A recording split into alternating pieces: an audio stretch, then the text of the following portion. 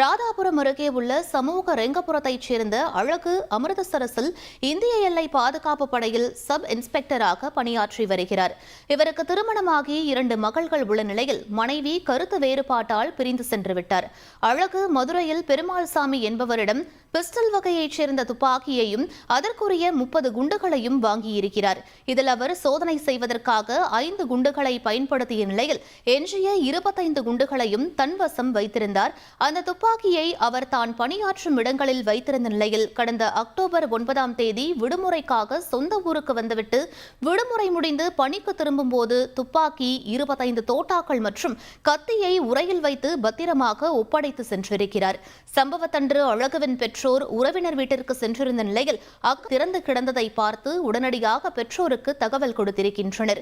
அழகுவின் பெற்றோர் வீட்டுக்கு வந்து பார்த்தபோது கதவுகள் உடைக்கப்பட்டு பீரோவில் வைக்கப்பட்டிருந்த கத்தி, துப்பாக்கி, 25 தோட்டாக்களை மர்ம நபர்கள் திருடியது தெரிய வந்திருக்கிறது.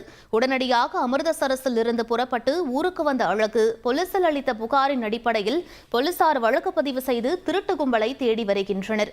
விசாரணையில் இந்த சம்பவம் நேற்று அதிகாலை 2 மணியிலிருந்து 4 மணிக்குள் நடந்திருக்க வேண்டும் என்று போலீசார் சந்தேகம் தெரிவித்திருக்கின்றனர்.